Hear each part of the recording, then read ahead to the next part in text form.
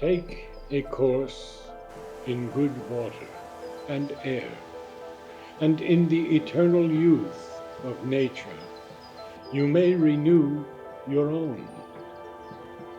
Go quietly, alone. No harm will befall you. I really wanted to accomplish something big in my life. It's me against myself, and I am so excited to take on the challenge of trying to go hike the Pacific Crest Trail for the next 206,050 miles-ish to Canada.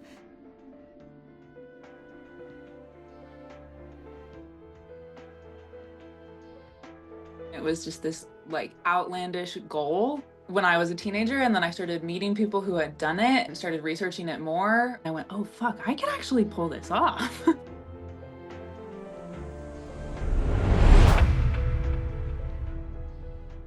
I've done a few long distance trails before, but nothing this long. This was the next big thing, and I knew this was going to be challenging, probably one of the roughest you could probably get as far as distance and effort.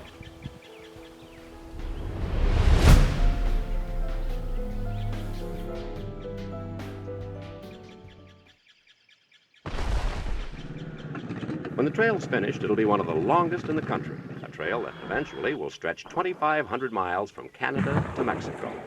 It'll be one of the nation's most attractive recreational facilities. It's this incredible journey that so many people from around the world have decided to embark on. And then whether you hiked it in 1972 or 2022, like you still share that experience, and you can have that connection with someone. There's a human community that's built through it. And then there's also natural world connection that's really important.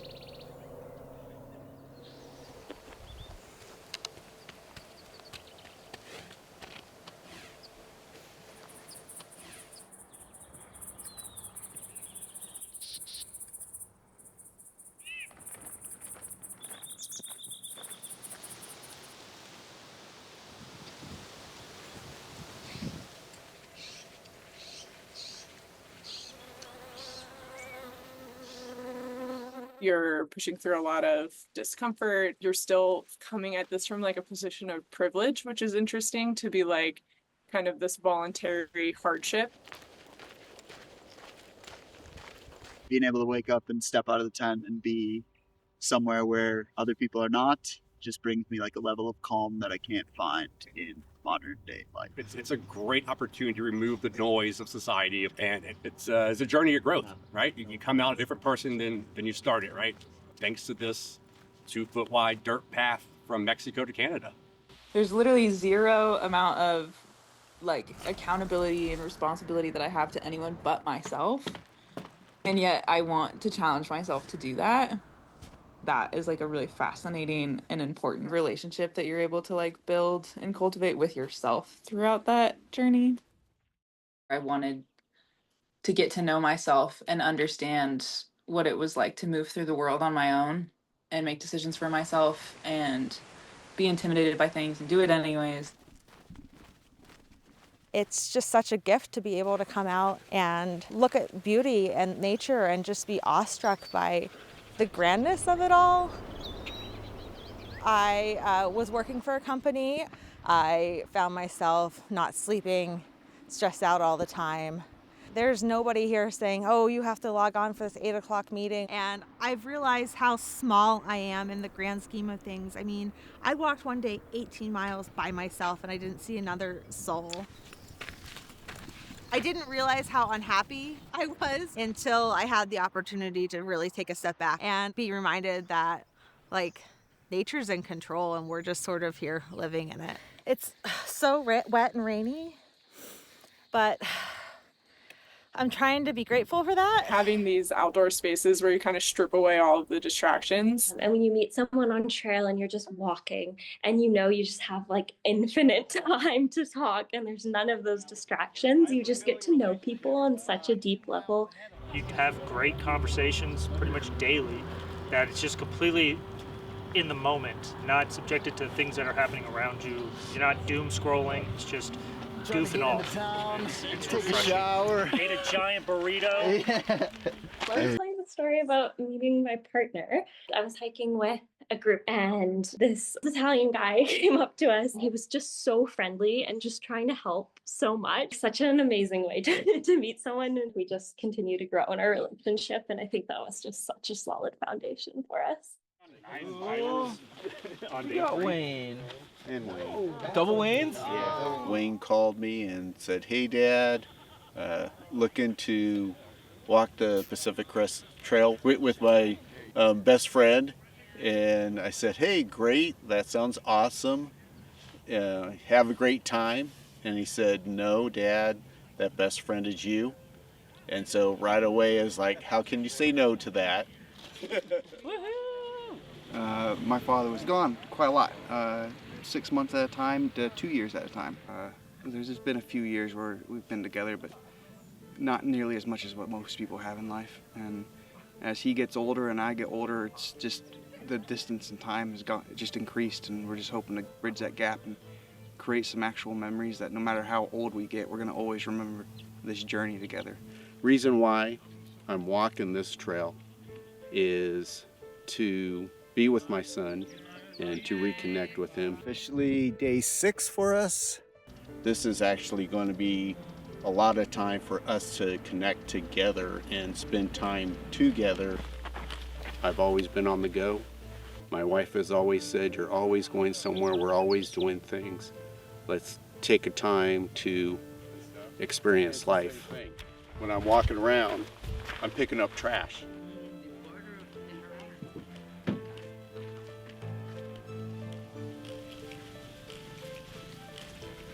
Because most everyone passes us, but they take really long breaks. Winds and clouds.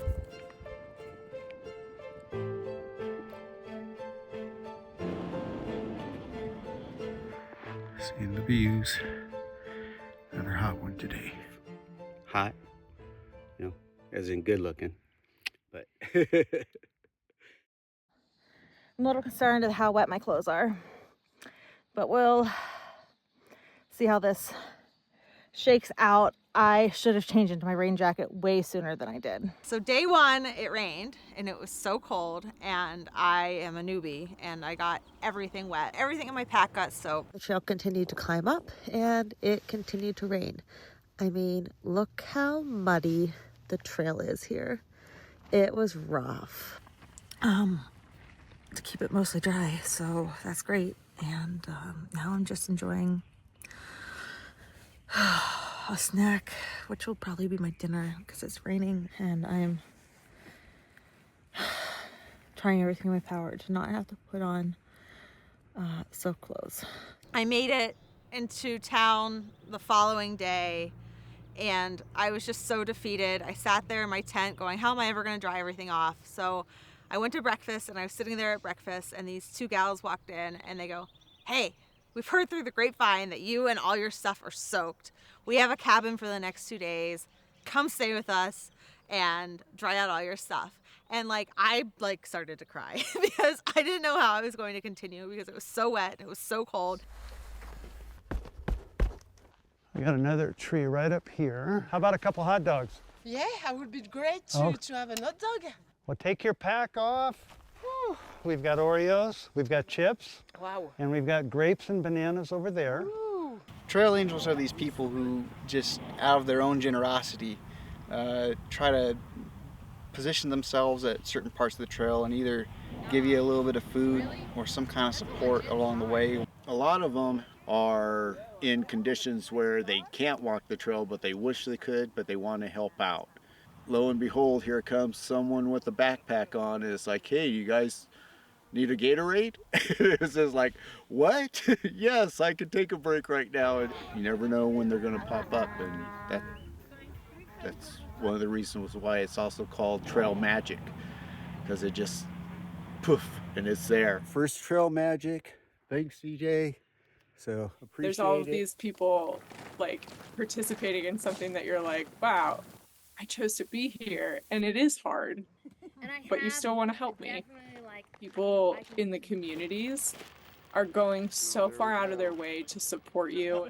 My faith in humanity was like entirely restored through my time on the PCT of just like unconditional support and kindness. Beginning of season, thank you. They would give you some place to shower, to sleep, give you a banana randomly at a trailhead. Just from strangers, just because they were like, it's cool that you want to walk far. I'm not out here and nobody knows where I am. I have like 6 people making sure that I'm getting where I'm expected to get to and like looking out for me, and we're crossing rivers together. Like, you don't have to worry about me being like alone and dying in the woods, because I've got like a huge community actually looking out for me. My friends coming behind me to help me. I'm currently having a standoff with a rattlesnake. I very quickly realized that I love the social aspect of the trail.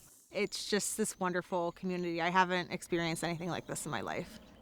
It's one of the things I've been blown away with, the generosity of others and how much they're willing to share. Last year, some things happened in my life where it was like,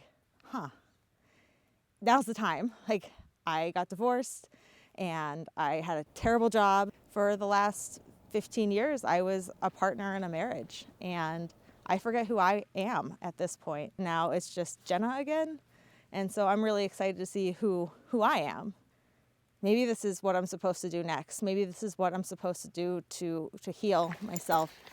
I've walked 100 miles. I'm 100 miles from the border. I can't even really describe how this feels right now. I did it.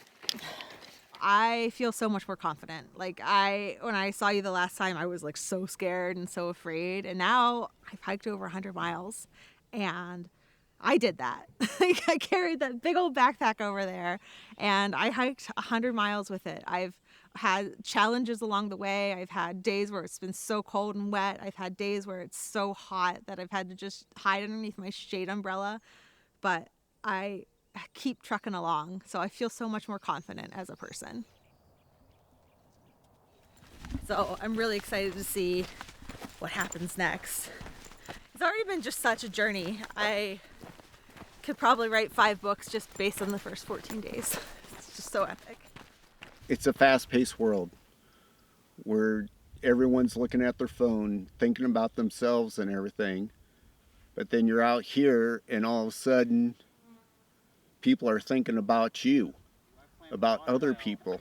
I plan where we're sleeping every day. You know, I used to be the dad, and now I'm more of the, old man that needs that encouragement, and he's stepping up. It's like, I got this, Dad. Let me do this. Let me do that.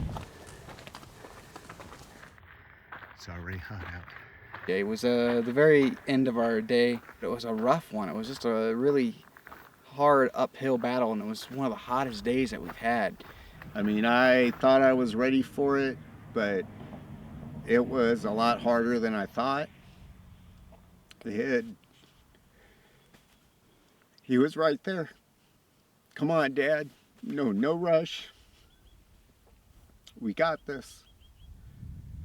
And